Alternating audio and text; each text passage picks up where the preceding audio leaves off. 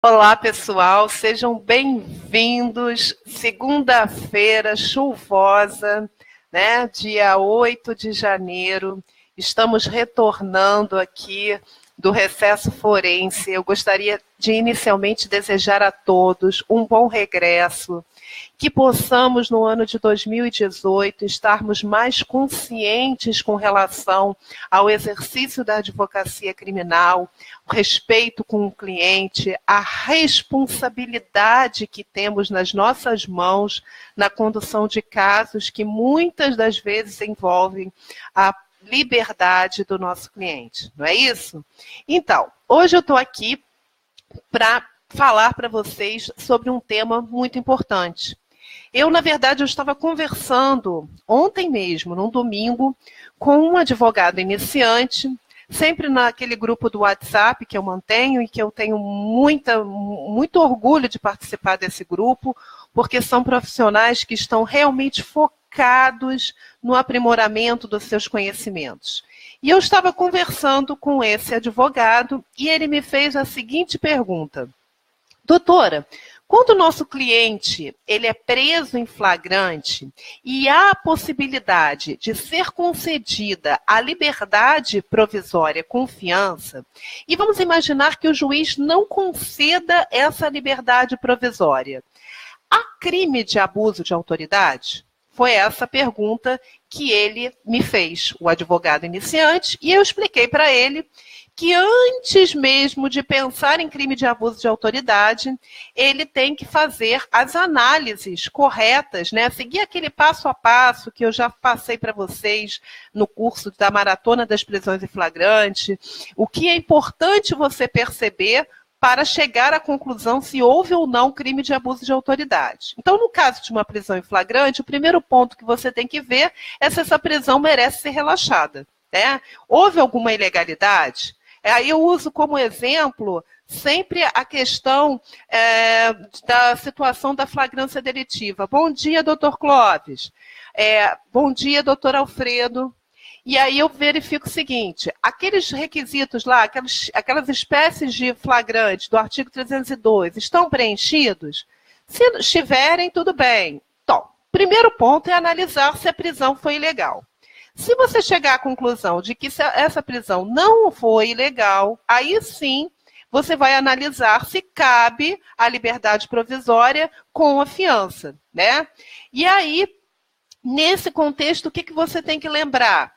Que o delegado só pode fixar a fiança quando a pena máxima é até 4 anos. Se a pena ultrapassa os 4 anos, aí é só o juiz, na audiência de custódia, que pode verificar se há ou não a possibilidade de fiança e concedê-la, né?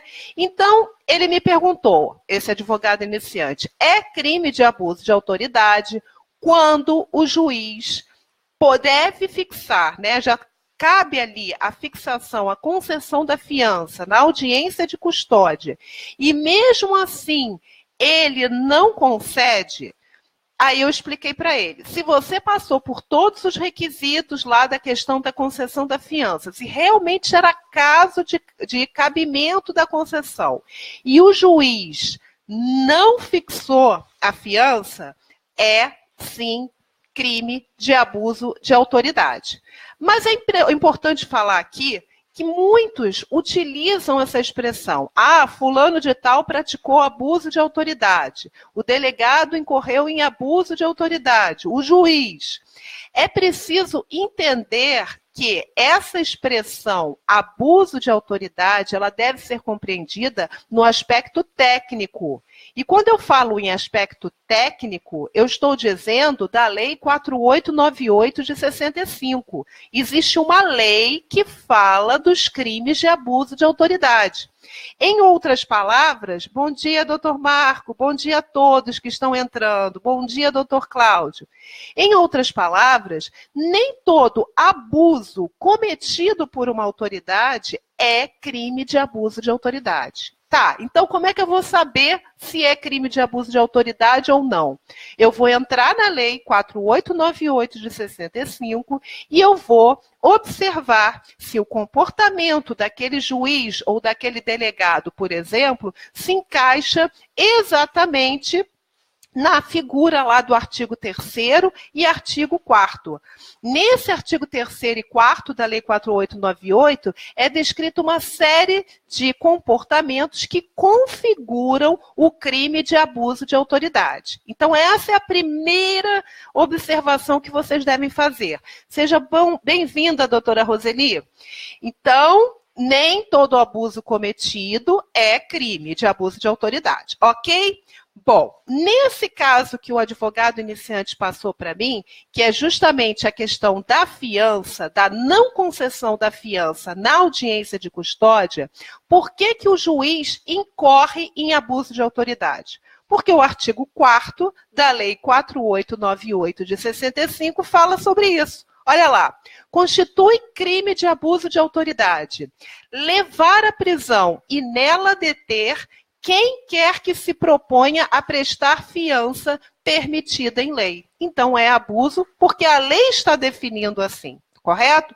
Da mesma forma que se houve uma prisão ilegal e o juiz, na audiência de custódia, ou até o delegado, lá no auto de prisão em flagrante, se ele verifica que a prisão é ilegal e ele não relaxa, ele está incorrendo em crime de abuso de autoridade. Artigo 4º, a linha D da Lei 4898 de 65. Esse posicionamento, né, de que o juiz que não concede a fiança na audiência de custódia incorre em abuso de autoridade, ele tem como base o quê? A ideia de que a fiança é um direito subjetivo do preso, direito subjetivo, né, do preso, ele tem esse direito. Então, não cabe ao delegado, ao juiz, verificar se, por mera liberalidade, conceder ou não. Se encaixa nos casos legais da fiança, ele é obrigado a fazer. Ok? Muito bem. Aí você constatou que houve o crime de abuso de autoridade. O que você vai fazer? Primeiro, você tem que entender quais são as consequências desse crime, né? Se ficar constatada a prática do abuso de autoridade, aquele delegado ou aquele juiz, ele vai sofrer uma responsabilidade penal, criminal ou disciplinar. Então, você vai fazer uma representação contra o delegado ou contra o juiz por petição e, no final, vai se apurar se ele realmente praticou o crime ou não. E aí, responsabilidade criminal e disciplinar contra o juiz ou contra o delegado. Agora, com relação ao seu cliente, em nada afeta. Então, vamos voltar para aquele caso lá da fiança que não foi concedida na audiência de custódia. Tá, o juiz incorreu em abuso de autoridade. Se você optar em representar contra o juiz, você não pode esquecer do seu cliente. Por quê? Ele está sofrendo um constrangimento ilegal enorme. Né? Ele não teve a fiança concedida, ele está preso ainda, quando deveria ter sido colocado em liberdade. Então, além da representação contra o juiz, você vai fazer o quê? Você vai adotar o remédio jurídico mais favorável, cabível para aquela situação. Nesse caso, é o recurso em sentido estrito. Lá do artigo 581, inciso 5º, do CPP. Toda vez que é negada a fiança, cabe recurso em sentido estrito. Então, são dois remédios que você adota.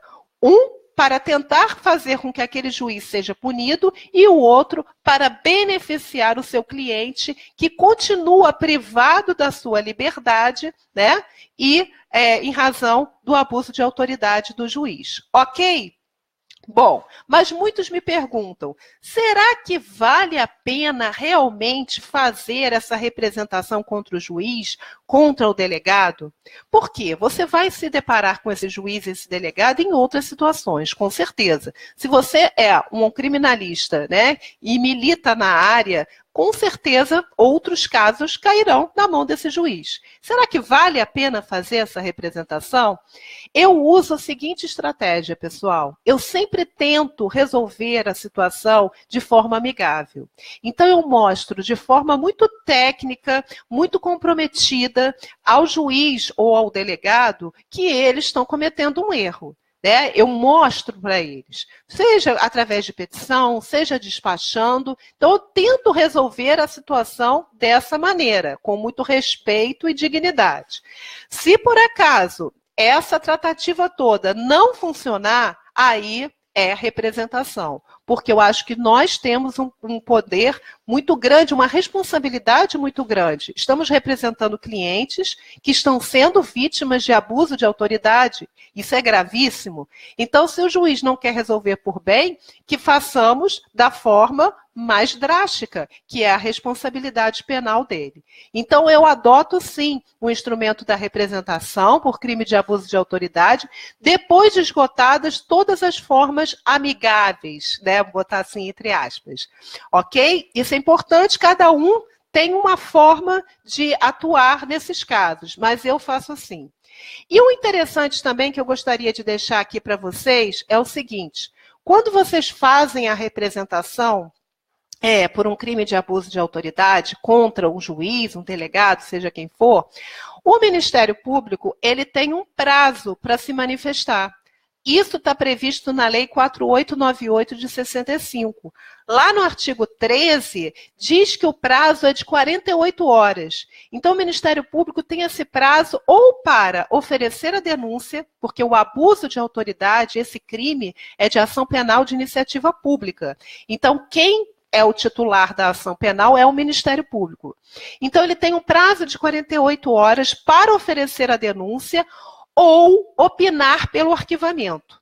Se ele não faz, e aí é muito bacana, bom dia, doutora Fabiana, se você faz a representação, o Ministério Público fica calado, não se manifesta nem pelo arquivamento, nem pelo oferecimento de denúncia, o que você faz? Você vai oferecer queixa-crime subsidiária.